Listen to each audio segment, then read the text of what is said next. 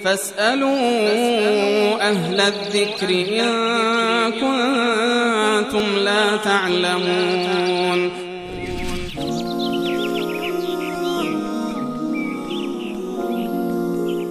بیننده دیگری سوال پرسیدن که با عرض سلام، مرد به زنش 3 بار بگه که تو طلاقی، بعد از 1 ماه از طلاقشون دوباره با هم ازدواج کنند در حالی که عده زن تمام نشده. ممنون از شما.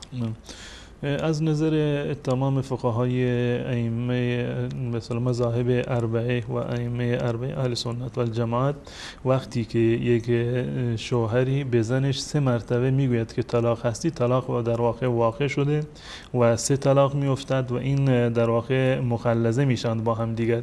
یعنی به هیچ عنوان این افراد نمیتوانند دوباره با هم دیگر ازدواج بکنند. این زن و شوهر برای همیشه با یکدیگر در واقع نامحرم میشوند، مگر این که این زن با اختیار خودش برود شوهر دیگری بگیرد و بعد از آن شوهر دومش طلاقش بدهد. بعد از این اگر خواست میتواند با شوهر قبلی خودش ازدواج بکند.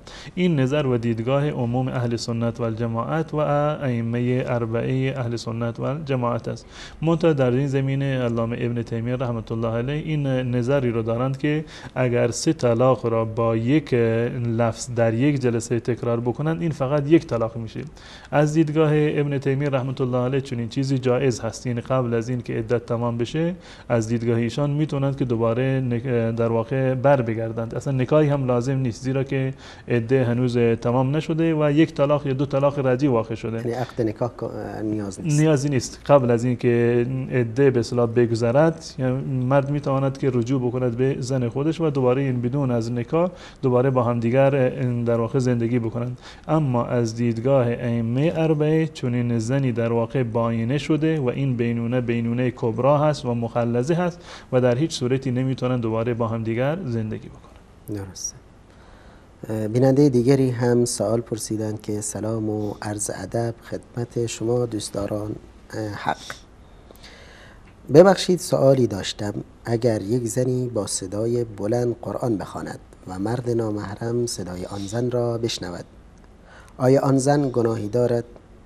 بعد هم به زبان خودش یک دعایی فرستاده برای شبکه.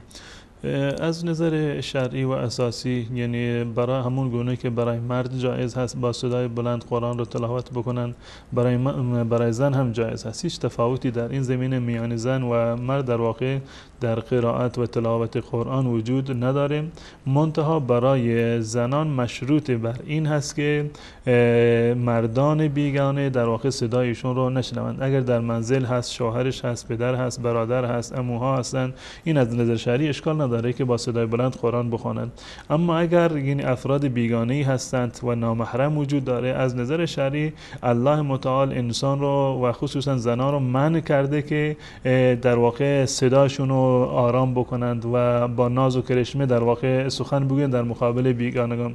و ما میدونیم که قطعا هنگامی که انسان میخواد قرآن رو تلاوت بکند، بهترین صدا هست، بهترین لحن هست و بهترین در واقع ادا هست و خود این در واقع برمیگرده به این که الله متعال در واقع خطاب به زنان میفرماید فلا تخضعن بالقول فیطمع الذی فی قلبه مرض.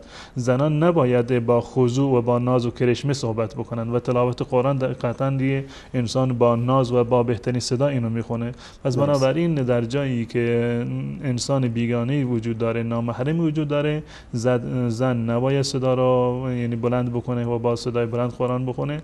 اما در جایی که تنها هست یا فقط در جمع محارم هست، هیچ گونه اشکال شرعی وجود